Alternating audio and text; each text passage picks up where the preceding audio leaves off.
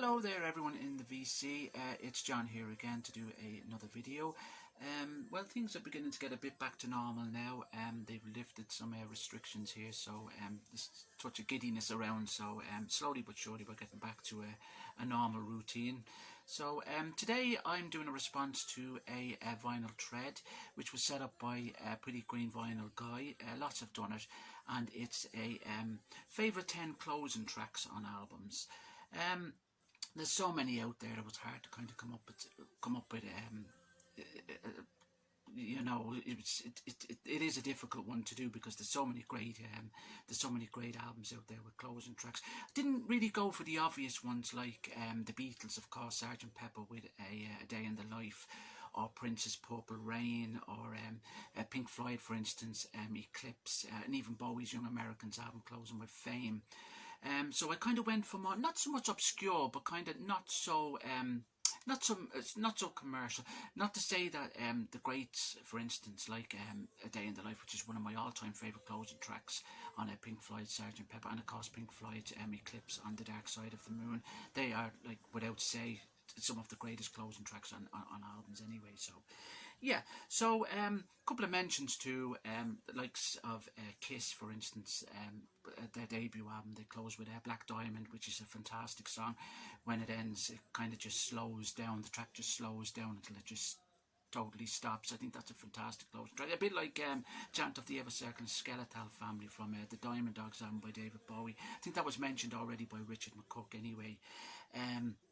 I think the Stranglers done something like that as well. Another favourite of mine, I'll just give a mention to, is Tom Waits' Closing Time, which is an instrumental track which closes the album. It's just fantastic. It just creates this fantastic ambience, like you're sitting in a bar, everyone around you drinking whiskey and smoking, and it creates a great atmosphere with that song. I love that song as well. But anyway, I'll start off. I first one I'll go with is Reality, David Bowie's Reality album. A fantastic album. This very much is a high energy album. It was primarily written for stage, guitar, loud guitar and drums, so forth. But it has a song on it which is really the Orphan Annie, and it's the closing track, which is Bring Me the Disco King. It's kind of a jazzy kind of feel to it.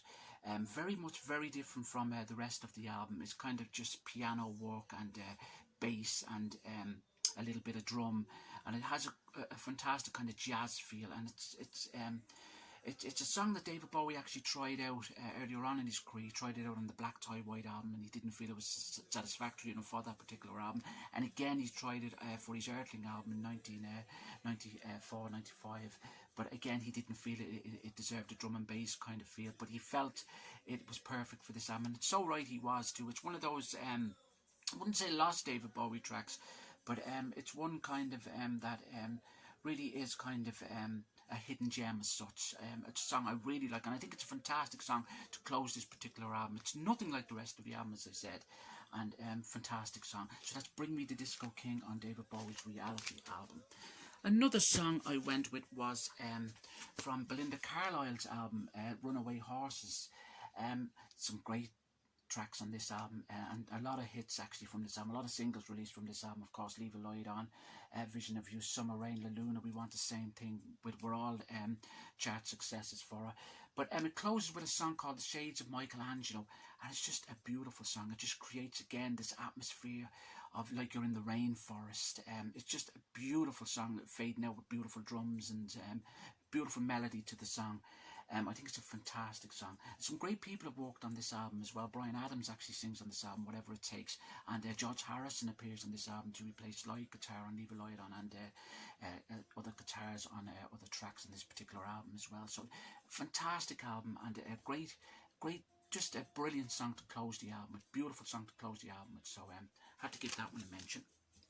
Another one that sprung to mind straight away when this tag came up was Adamant's Friend or Foe. Another fantastic album. A song that closes the album. It's actually more of an instrumental track. It's a song called A Man Called Marco, and it's just primarily Marco playing his guitar, but it creates that kind of feel of the Magnificent Seven, where there's just a little spoken word in it where he says, "Hello, I'm Marco, allow me to introduce my Fireboard 7's guitar." But It's just a fantastic song, and it's a real standout track, and I always loved this as the closing track on this particular album. Yeah, the rest of the album is fantastic as well. Of course, Friend or Foe. It's his first solo album without the Ants, Adam and the Ants, released in '82. Marco, of course, who the name of the song, of course, was actually one of the of Adam and the Ants too. A great guitarist and great musician overall, great producer as well. So that's a fantastic song. Man called Marco. As I said, it just has that kind of westerny feel, spaghetti western, like something Clint Eastwood. You see Clint Eastwood walking down the road and with his guns, and you know, it's just one of them type of tracks. Yeah, so it's fantastic, great feel to it. So I had to give that one a mention as well. Next up is an album by Mike Oldfield, and this is one of the Tubular Bells, and this is Tubular Bells 3. And this finishes with a song called Far Above the Clouds. It goes from the kind of second last song into the last song, Secrets, into Far Above the Clouds. But I absolutely adore this song. It's fantastic, and live, to hear it live, it would send shivers down the back of your spine. It's just an absolutely phenomenal song. It creates a feeling of it kind of takes the work from all these kind of from his work from Tubular Bells 1 and Tubular Bells 2, and kind of combines it within this track, and it kind of it just works so well. It's not as if he modernizes it or anything like that. It's just it just sounds coming in all sorts of directions, but it finishes absolutely perfectly, and finishes the album, I should say, absolutely perfectly. Fantastic track. And as I said, live, he finished with this live actually during a lot of his tours around this particular time. This Tubular Bells tour, Tubular Bells 3 tour, and the Guitars tour which followed. He actually done a lot of tracks from this. And the ironic thing about this, when this premiered, I think it was in King's Parade in England, in '97, I was actually going to go to that gig with a friend, but I didn't actually go over to it because my wife was due at the time, due our baby at the time, one of our children, and says I better not go. So she was due actually 3 weeks after the end of September. This particular show was on the 14th of September, so it was 2-3 weeks away. But it's a good job I didn't go. I was ifing so far, and she was telling me to go with plenty of time. But it's a good job I didn't go, because my son was actually born on the particular day. He came early, so he was born on this particular day. So that kind of has a kind of a personal feel to it as well. But I really, really like that song. It's a fantastic song. And I did get to see him live when he toured his Guitars album, and he did do a lot of songs from this particular album, Tubular Bells.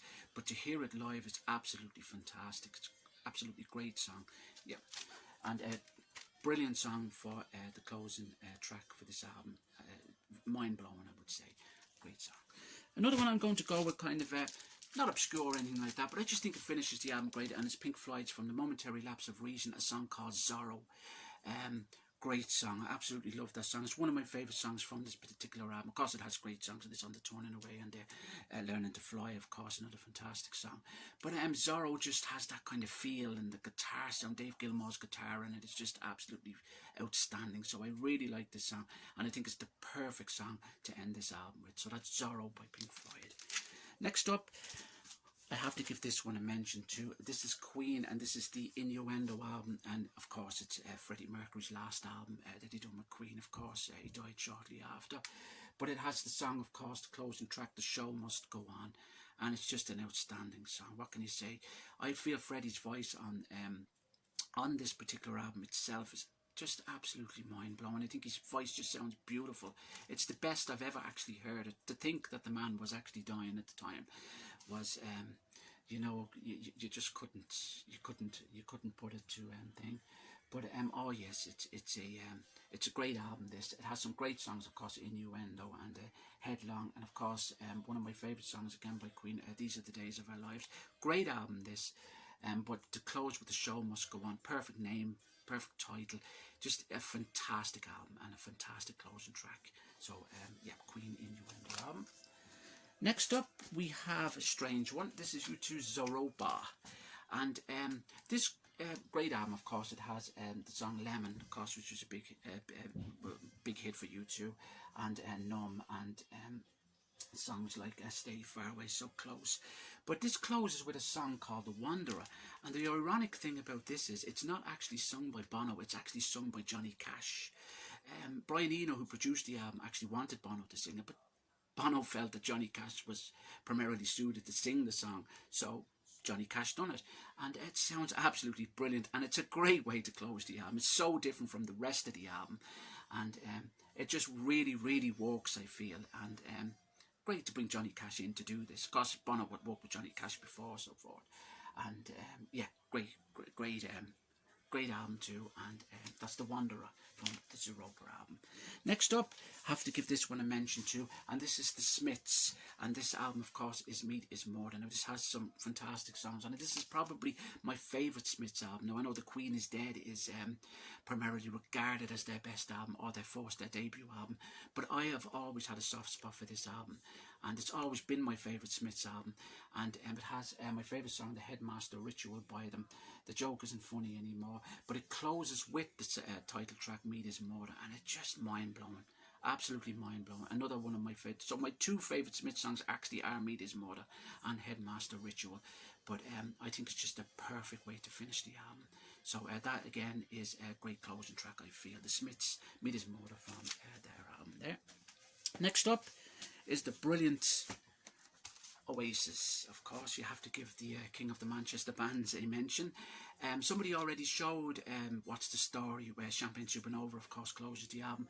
But another great closing track on this is All Around the World. It's another fantastic song by Oasis. Now I know All Around the World is on it, and then it's the last track is the reprise of All Around the World, but I just feel it's a great way to close the album. It just fades out beautifully.